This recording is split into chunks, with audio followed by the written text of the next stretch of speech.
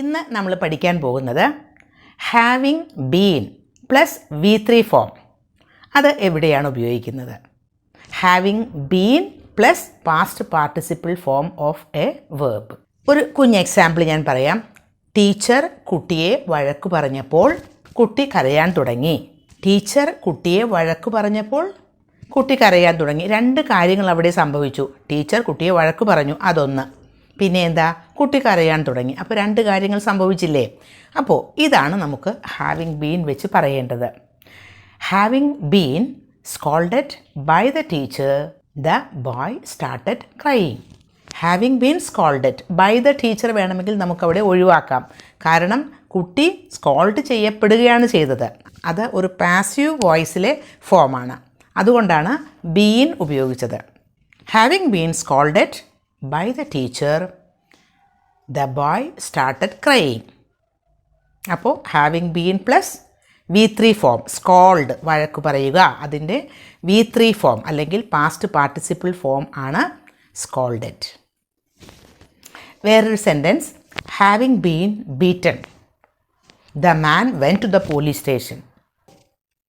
മർദ്ദിക്കപ്പെട്ടപ്പോൾ the man went to the police station. ആ മനുഷ്യൻ police സ്റ്റേഷനിൽ പോയി. അപ്പോൾ ഇവിടെ മർദ്ദിക്കപ്പെട്ടു, അതുപോലെ തന്നെ പോലീസ് സ്റ്റേഷനിൽ പോയി. രണ്ട് കാര്യങ്ങൾ നടന്നു. ആദ്യം നടന്ന കാര്യമാണ് മർദ്ദിക്കപ്പെട്ടു എന്നുള്ളത്. അതാണ് having been beaten, the man went to the police station. Beaten എന്ന് പറയുമ്പോൾ ബീറ്റ് എന്ന വേർബിൻ്റെ പാസ്റ്റ് പാർട്ടിസിപ്പിൾ അല്ലെങ്കിൽ V3 ഫോമാണ്. Having been bullied by the classmates, Rihan went out of the class room. Classmates threaten ചെയ്യുക, അതായത് ഫിസിക്കലി അതുപോലെ വേർബലി ഒക്കെ ഒരുപാട് ത്രട്ടൺ ചെയ്യുമ്പോഴാണ് നമ്മൾ ബുള്ളി ചെയ്യുക, ബുള്ളിയിങ് എന്ന് പറയുക. Having been bullied by the classmates, Rihan went out of the class room. കുട്ടികൾ ബുള്ളി ചെയ്തപ്പോൾ, കുട്ടികളെ ത്രട്ടൺ ചെയ്തപ്പോൾ, കുട്ടികൾ ഭീഷണിപ്പെടുത്തിയപ്പോൾ എന്താ സംഭവിച്ചത്? Rihan went out of the class room. Bully ചെയ്യപ്പെടുന്നത് റിഹാനാണ്. അതുപോലെ ക്ലാസ് റൂമിൽ നിന്ന് പുറത്തേക്ക് പോകുന്നതും റിഹാൻ തന്നെയാണ്. പക്ഷേ റിഹാന് മറ്റുള്ളവർ ക്ലാസ്മേറ്റ്സ് ആണ് ബുള്ളി ചെയ്തത്. അപ്പോൾ having been bullied by the classmates, Rihan went out. അപ്പോൾ അവിടെയൊക്കെ പാസീവ് വോയിസിലെ ഒരു ഫോമാണ് വരുന്നത്. അതുകൊണ്ടാണ് ബീൻ ഉപയോഗിക്കുന്നത്. Having been tortured by her husband, she decided to leave him. She decided to leave her husband. Having been tortured, അല്ലാതെ ടോർച്ചർ ചെയ്യപ്പെട്ടപ്പോൾ she decided to leave her husband. അപ്പോൾ ടോർച്ചർ ചെയ്തത് ഹസ്ബൻഡാണ്, ടോർച്ചർ ചെയ്യപ്പെടുകയാണ് ചെയ്തത്. അപ്പോൾ ഹാവിങ് ബീൻ ടോർച്ചേർഡ്, അതുകൊണ്ടാണ് having been ഉപയോഗിച്ചത്. ബൈ ഹർ ഹസ്ബൻഡ് എന്ന് പറയേണ്ട കാര്യമില്ല. നമുക്ക് ബൈ ആരാണ് ചെയ്തത് എന്ന് ആ പാസീവ് വോയിസ് കൺസ്ട്രക്ഷനിൽ ഒരു ഇമ്പോർട്ടൻസും ഇല്ല. അതുകൊണ്ടത് പറയണമെന്നൊരു നിർബന്ധമില്ല. Having been tortured she decided to leave her husband എന്ന് പറയാം. അല്ലാതെ ടോർച്ചർ ചെയ്യപ്പെട്ടപ്പോൾ അവൾ ഡിസൈഡഡ് ടു ലീവ്, ഹസ്ബൻഡിനെ വിട്ടുപോകാൻ തീരുമാനിച്ചു. Having been insulted, the girl went out of the room. Having been insulted, അപ്പോൾ ഗേളാണ് ഇൻസൾട്ട് ചെയ്യപ്പെട്ടത്, അപമാനിക്കപ്പെട്ടത് ഗേളാണ്. ഗേൾ അപമാനിക്കപ്പെട്ടപ്പോൾ എന്ത് സംഭവിച്ചു? She went out of the room, അവൾ റൂമിൽ നിന്ന് പുറത്തേക്ക് പോയി. ഇവിടെ ഗേൾ തന്നെയാണ് അപമാനിക്കപ്പെടുന്നത്, ഗേൾ തന്നെയാണ് പുറത്തേക്ക് പോകുന്നത്. രണ്ടും ഒരേ സബ്ജക്റ്റ് തന്നെയാണ്. Having been told the news, having been told the news, ആ ന്യൂസ് പറഞ്ഞപ്പോൾ she went out of the room, അവൾ പുറത്തേക്ക് പോയി. ഹാവിങ് ബീൻ ടോൾഡ് എന്ന് പറയുമ്പോൾ മറ്റാരോ അവളോട് പറഞ്ഞപ്പോൾ എന്നാണ് അതിൻ്റെ meaning. Having been told the news, she left the room, she went out of the room. അപ്പോൾ ഇവിടെയൊക്കെ ഹാവിങ് ബീൻ പ്ലസ് V3 ആണ് ഉപയോഗിക്കുന്നത്. ഇവിടെയൊക്കെ നമ്മൾ ഉപയോഗിച്ച എല്ലാ സെൻറ്റൻസുകളിലും ഒരേ സബ്ജക്റ്റ് തന്നെയാണ്, രണ്ട് ഡിഫറെൻറ്റ് സബ്ജക്റ്റ് അല്ല.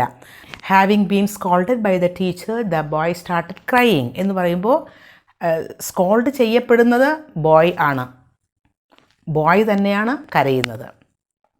അപമാനിക്കപ്പെട്ടതുകൊണ്ട് അവൾ റൂമിൻ്റെ പുറത്തേക്ക് പോയി എന്ന് പറയുമ്പോൾ അപമാനിക്കപ്പെടുന്നത് ഒരാളാണ്, റൂമിൻ്റെ പുറത്തേക്ക് പോകുന്നതും ഒരാൾ തന്നെയാണ്. അപ്പോൾ ഒരേ സബ്ജക്റ്റ് തന്നെയാണ് നമ്മൾ ഉപയോഗിച്ചിരിക്കുന്നത്. ഇനി രണ്ട് ഡിഫറൻറ്റ് സബ്ജക്റ്റ് ആണെങ്കിൽ എങ്ങനെയാണ് ഉപയോഗിക്കുക? ഒരു എക്സാമ്പിൾ നോക്കൂ. My friend having been beaten, I took him to the hospital. നോക്കൂ, my friend having been beaten, എൻ്റെ ഫ്രണ്ട് മർദ്ദിക്കപ്പെട്ടതുകൊണ്ട് ഞാൻ അവനെ ഹോസ്പിറ്റലിലേക്ക് കൊണ്ടുപോയി എന്നാണ്. മർദ്ദിക്കപ്പെട്ടത് എൻ്റെ ഫ്രണ്ടാണ്, പക്ഷേ ഹോസ്പിറ്റലിലേക്ക് കൊണ്ടുപോയത് ആരാണ്? ഞാനാണ് കൊണ്ടുപോയത്. അപ്പോൾ രണ്ട് ഡിഫറൻറ്റ് സബ്ജക്റ്റ് ഇല്ലേ? അപ്പോൾ ആദ്യം ഉപയോഗിക്കേണ്ടത് മൈ ഫ്രണ്ട് എന്നാണ്. My friend having been beaten, I took him to the hospital. അത് കഴിഞ്ഞിട്ട് ഉപയോഗിക്കുക. My car having been repaired, I started using it. എൻ്റെ കാറ് റിപ്പയർ ചെയ്യപ്പെട്ടതുകൊണ്ട് ഞാൻ അത് ഉപയോഗിക്കാൻ തുടങ്ങി. My car having been repaired, I started using it. ഇവിടെയും ഹാവിങ് ബീൻ, പക്ഷേ സബ്ജക്റ്റ് ആദ്യം വെച്ചു. പാസീവ് വോയിസിൽ ഓബ്ജക്റ്റാണ് സബ്ജക്റ്റായിട്ട് ഉപയോഗിക്കുന്നത്. അപ്പോൾ കാറ് റിപ്പയർ ചെയ്യുന്നത് വേറെ ആളാണെങ്കിലും കാറ് റിപ്പയർ ചെയ്യപ്പെട്ടു, അത് കാർ എന്നത് അവിടെ ഓബ്ജക്റ്റ് ആണെങ്കിലും ആ സെൻറ്റൻസിൽ സബ്ജക്റ്റായിട്ട് ഉപയോഗിക്കണം. അത് പാസീവ് വോയിസ് സെൻറ്റൻസിലൊക്കെ അങ്ങനെയല്ലേ, ഓബ്ജക്റ്റ് സബ്ജക്റ്റായിട്ട് മാറും. The room having been cleaned, she took rest in the room. Room clean ചെയ്യപ്പെട്ടപ്പോൾ, ക്ലീൻ ചെയ്യപ്പെട്ട് കഴിഞ്ഞു, റൂം ക്ലീൻ ചെയ്യപ്പെട്ട് കഴിഞ്ഞു. അപ്പോൾ എന്താ സംഭവിച്ചത്? She took rest in the room. Having been cleaned the room. അപ്പോൾ റൂം ക്ലീൻ ചെയ്യപ്പെട്ടു ഒരു കാര്യം, she took rest in the room, അവൾ ആ റൂമിൽ റെസ്റ്റ് ചെയ്തു എന്നത് വേറൊരു കാര്യം.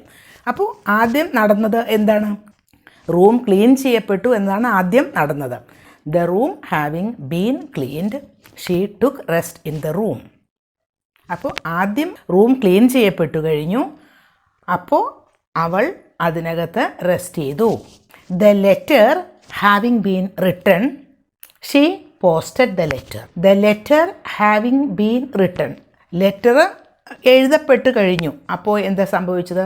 She posted the letter. ആ ലെറ്റർ എഴുതിയത് ആരാണ് എന്ന് പറയേണ്ട ആവശ്യം അവിടെ ഇല്ല, അത് വേറൊരു ഡിഫറൻറ്റ് സബ്ജക്റ്റ് ആവാം. അപ്പോൾ ലെറ്റർ എഴുതപ്പെട്ട് കഴിഞ്ഞപ്പോൾ അവൾ അത് പോസ്റ്റ് ചെയ്തു. ഇത് രണ്ട് ഡിഫറൻറ്റ് സബ്ജക്റ്റ് ആയതുകൊണ്ടാണ് അങ്ങനെ ആദ്യം ദ ലെറ്റർ എന്ന് പറയുന്നത്. The food having been cooked, she served it. The food, ഭക്ഷണം കുക്ക് ചെയ്യപ്പെട്ട് കഴിഞ്ഞു, അപ്പോൾ ഷീ സെർവ്ഡ് ഇറ്റ്, അവൾ അത് വിളമ്പി. അപ്പോൾ having been plus past participle form of A verb ഉപയോഗിക്കുന്നത് എവിടെയാണ് എന്ന് മനസ്സിലായില്ലേ?